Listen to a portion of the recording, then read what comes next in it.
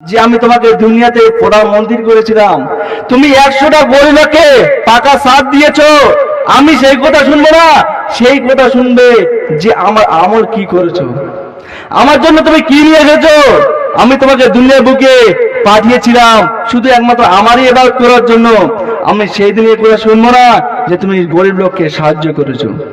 সর্বপ্রথম শোনাবে নামাজের কথা, তুমি নামাজ পড়েছিলে কিনা, এই কথা বলা হবে সেদিনে।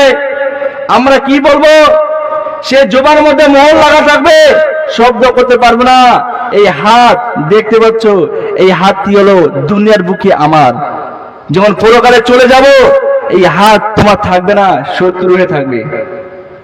এই হাত বলবে আমি সুদে টাকা গুনেছিলাম। এই হাত বলবে আমি এতিমের গায়ে হাত তুলেছিলাম। তাহলে একটু ভেবে দেখুন, আজ দুনিয়া বুকে আমরা এই হাতকে কন্ট্রোল করে থাকি, আমার হাতকে যত সহকারে নিয়ে বেড়াই, কিন্তু পরকালে গিয়ে সেটা আমরা কন্ট্রোল করতে পারবো না। সেটা আল্লাহ হুবহু আমাদেরকে চলে যাবে ওইদিকে। সেটা আল্লাহর ইশারায় থাকবে, আমাদের ইশারায় থাকবে না। এই হাতের বলা পা সাক্ষী বলবে, এ পা বলবে হাত যা বলেছে সব সত্যি, এবং পা বলবে এ পা নিয়ে আমি সুদের টাকা দিতে গিয়েছিলাম। এ পা বলবে আমি সুদের টাকা দিতে গিয়েছিলাম, জ্ঞান বাড়িতে গিয়েছিলাম, আমি ভালো কাজে আসিনি, আমি ভালো জায়গায় যাইনি। সেদিনের কথা একটু ভেবে দেখুন অবস্থা কি হবে। তাই অতএব আমরা যেন মুসলমান আমরা নামে পরিচয় করি, কিন্তু কামে নাম মুসলমান নই। আজ যদি ধরা যায় যে এখানে 5 ওয়াক্ত নামাজ কয়জন পড়ে, এখানে 5 ওয়াক্ত নামাজ কয়জন পড়ে ধরা গেলে কেউ বলতে পারবে না। আমি পরশুদিন একটি জানাজা নামাজ পড়তে গিয়েছিলাম। ইমাম সাহেব তিনি মনে মনে জানাজা নামাজ পড়ালেন।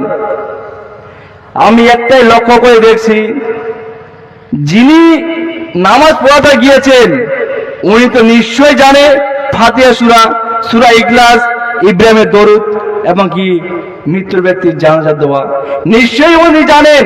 উনি মনে মনে পাঠ করছেন। বাকি যারা ছিল মুসাল্লিগুন, 100টার মধ্যে 10 জন জানবে, 90 জন জানবে না। তাহলে একটু ভেবে দেখুন আমরা কি করি।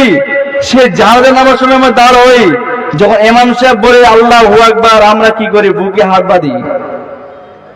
বুকে হাত বাঁধার পর যারা ফাতিহা সূরা পাঠ করতে জানে তারাই সে পাঠ করবে। যারা সূরা ইখলাস যারা পারে, যারা মুখস্থ করেছে তারাই একমাত্র বলতে পারবে। দরুদে ইব্রাহিম যারা পড়েছে, যারা জানে, যারা মুখস্থ করেছে, যারা প্রতি নামাজের ক্ষেত্রে বলে তারাই বলতে পারবে। তাহলে একটু ভেবে দেখুন, সেই মানলাম যে ওই ফাতিহা সূরা, সূরা ইখলাস এবং কি দরুদে ইব্রাহিম সে 3টি দোয়া জানে, কিন্তু এই যে মৃত ব্যক্তির জানাজার দোয়া তিনি কি জানে? যখন মৃত ব্যক্তি যখন জানাজা নামাজ পড়ে ইমাম সাহেব, যারা জানে দোয়াটা তারা আমরা মনে মনে বলি, যারা জানে না তারা তালে গাছের মতন 2 থেকে 3 মিনিট দাঁড়িয়ে থাকে। তাহলে আমরা ওকে জিজ্ঞাসা করি যে তুই কোথায় গিয়েছিলে? বলছি মাটি দিতে গিয়েছিলাম। জানাজা নামাজ পেয়েছো? বলছে হ্যাঁ পেয়েছি। তাহলে উনি বললো জানাজা নামাজ পেয়েছি, কিন্তু তবুও কি জানাজার দোয়া জানে না। আমরা একটা লক্ষ্য করে দেখি যে মায়ের মারা যাবার কি পর যখন আমরা দাফন করি, কেউ বা দেখবেন যে বসে বসে মাটি দেয়। আমরা দেখি যে কেউ কেউ বসে বসে মাটি দেয়। আর এটা লক্ষ্য করে দেখি যে মায়ের মারা গেলে আমরা কি করি? খাওয়া দাওয়ার আয়োজন করি। এটা আয়োজন করা যাবে না। যে মায়ের মারা গেলে আমরা কি করি? আত্মীয় স্বজন আসবে, দূর দূরান্ত থেকে ছুটে আসবে মায়েরকে দেখার জন্য। আমরা কি করি? পাড়া পড়শি গ্রাম মিলে চাল উঠাই, ওটা কি করি? ভাত রান্না করি এই আত্মীয় স্বজনকে খিলার জন্য। এটা চলবে না। যদি আপনারা যদি খিলাতে চান, যদি আপনারা মনে হয় আমি আত্মীয় স্বজন আসবেও, আমি বাড়িতে 5 থেকে 6 জনকে আপনি বাড়িতে বসে ভাত রান্না করে আপনি 5 থেকে 6 জনকে ডেকে নিয়ে ভাত খিলাবেন। কিন্তু এরকম একটা মজলিসের মতন ভাত রান্না করা যাবে না। মাটি দেওয়ার পর সঙ্গে সঙ্গে কি করে হাত ধুয়ে সঙ্গে সঙ্গে ভাত খেতে চলে আসে। আপনার যদি এত ভাত খিলাতে ইচ্ছা হয় তাহলে কি করবেন, আপনারা বাড়িতে ডেকে নিয়ে 5 থেকে 6 জনকে ভাত খিলাবেন।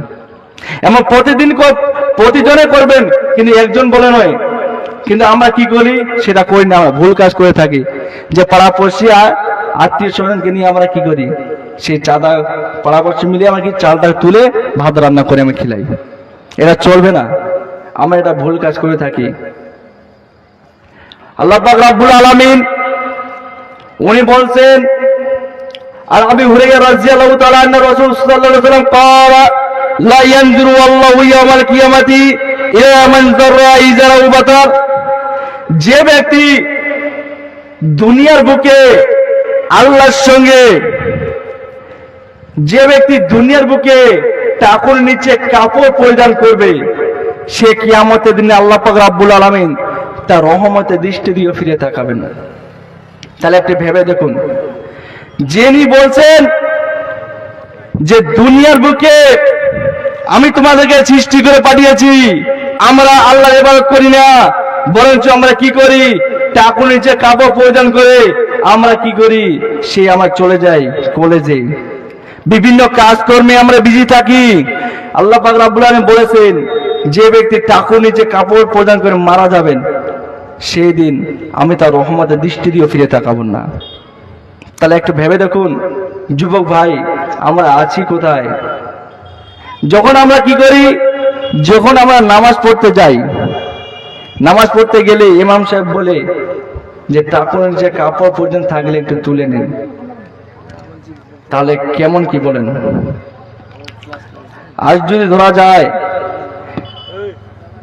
যে এই গ্রামটা, এই নরসপুকুর গ্রাম, বাংলা কোরআন কার কার বাড়িতে রয়েছে, ধরা গেলে 50 থেকে 60টা বাড়ি রয়েছে, 10 থেকে 20টা বাংলা কোরআন থাকবে, বাকি 40টা বাড়িতে বাংলা কোরআন থাকবে না। আমি দেখেছি অনেক জায়গায় জালসা করতে গিয়েছি, দেখেছি যে মেলা লাগায়, যদি ধরা যায় যে বাংলা কোরআন কার কার বাড়িতে রয়েছে, 20 থেকে 30টা বাংলা কোরআন বাড়িতে থাকবে, বাকি 100টা বাড়ির মধ্যে বাংলা কোরআন থাকবে না। সেই ব্যক্তিগুলো দেখবেন যে সে বাড়ি যাওয়ার সময় জালসা শেষ হওয়ার পর সে বাদাম নিয়ে বাড়ির মধ্যে প্রবেশ করে। আপনারা কি কোনোদিনও বাদাম খাননি? না বাদাম কি চোখে দেখেননি? যে আজ আমরা কি করি, সে আমরা দোকান পয়সা ওইদিকে বেশি লোক যাই। মা বোনদের অনুরোধ করে বলছি যে শ্রোতা নেই, আপনারা বাড়িতে বসে গল্প গুজব না করে প্যান্ডেলের মধ্যে উপস্থিত হন, এবং কি বাবা জানেরা উপস্থিত নেই, দয়া করে আপনারা চার দোকানের মধ্যে আড্ডা মারবেন না। কেননা এখানে আসলে আপনারা কিছু হাদিস ও কোরআনের কথা শুনবেন, সেটা আপনারা শুনে না, আপনার চার দোকানে বসে আড্ডা না মারে এখানে একসঙ্গে বসুন।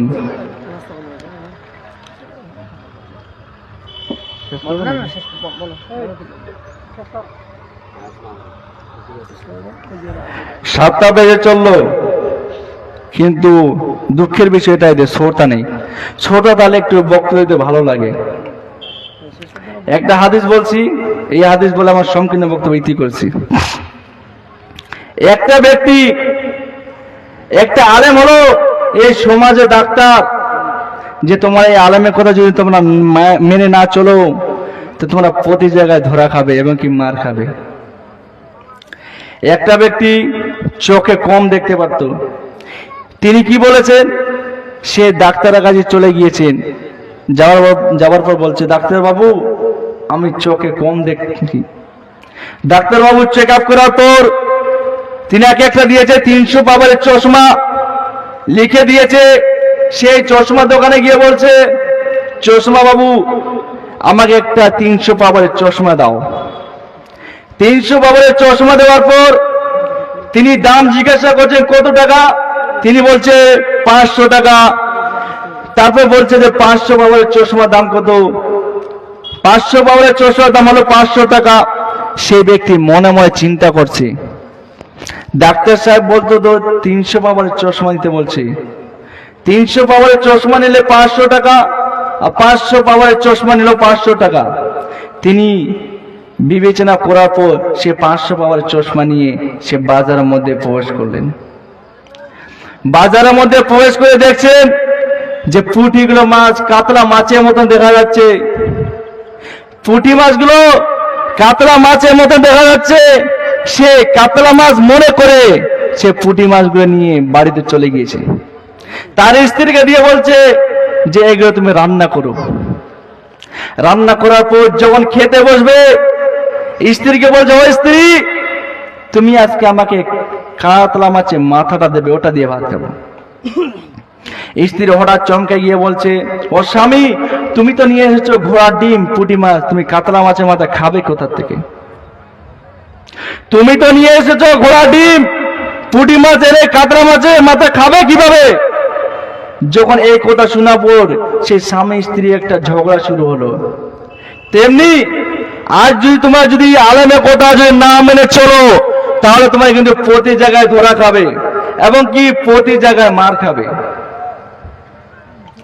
আপনারা বলুন, এই জালসা করছি আমরা কি উদ্দেশ্যে? কিছু হাদিস ওখানে শুনবো। যখন আমরা এই দুনিয়া থেকে পরকাল চলে যাব, আজ আপনারা কি করেন? আপনার সন্তানের জন্য আমরা কি করি? এই মাঠের মধ্যে গিয়ে আমরা কি করি? কাজকর্ম করি। সেই শরীরের রক্তগুলো গরম করে আমরা আমার সন্তানের জন্য 5 বিঘা কিংবা 10 বিঘা জমি করি। সেই সন্তানকে দেওয়ার জন্য আমরা কি করি? 5 বিঘা কিংবা 10 বিঘা জমি করি। আর সেই সন্তান যখন আপনি মারা যাবেন, সেই আপনার সামনে লাশ পড়ে থাকবে। আপনার সে 2 সন্তান নিয়ে সে জমিগুলো নিয়ে ভাগ বাঁটারি শুরু করবে। আপনার লাশ সামনে পড়ে থাকবে, আপনাকে দাফন দেবে না। আজ একটু ভেবে দেখুন, যখন আমরা মাঠে কাজ করতে যাই, তাহলে একটু ভেবে দেখুন,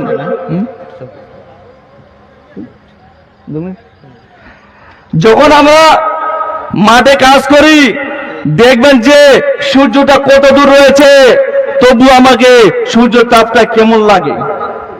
তাহলে একটু ভেবে দেখুন, তাহলে কিয়ামতের দিনে সেটা সূর্যটা এক মুষ্টি থাকবে মাথার উপরে, তাহলে সেই দিন অবস্থা কেমন হবে? যখন আমরা বাড়িতে স্ত্রী ভাত রান্না করে যে চালের জলটা দেয়, সে ভাতটা সিদ্ধ হওয়ার 2 মিনিট আগে সেই জলটা টকবক করে ভাতটা সিদ্ধ হওয়ার আগে, তেমনি কাল কিয়ামতের দিনে সে মাথার মগজ টকবক করবে, কিন্তু কোন দিক থেকে গড়ে পড়বে কেউ বলতে পারবে না। তাহলে একটু ভাবে দেখুন, আমরা এই দুনিয়াতে রং তামাশা, দুনিয়াতে আমরা মায়া জড়িয়ে রয়েছি, কিন্তু পরকালে চলে যাব এটা আমার গুরুত্ব নেই, এটা আমার লক্ষ্য নেই। আজ যদি ধরা যায় আমরা এখানে 5 ওয়াক্ত নামাজ কয়জন পড়ি? কেউ জানে না।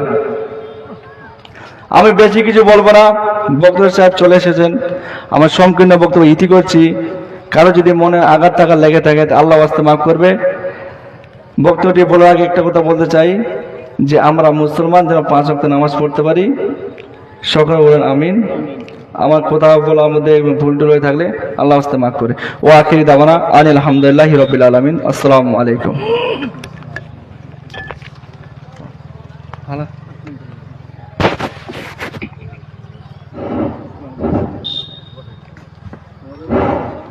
ওয়ালাইকুম আসসালাম ওয়া রাহমাতুল্লাহি ওয়া বারাকাতুহু। আপনারা এতক্ষণ বক্তব্য শুনলেন হেম্বেলে, যিনার নাম ছিল জনাব মৌলানা কি নাম আপনার? শাহিদ হোসেন চৌধুরী সাহেব। এতক্ষণ আপনারা শুনলেন মূল্যবান আলোচনা ওনার। এবারে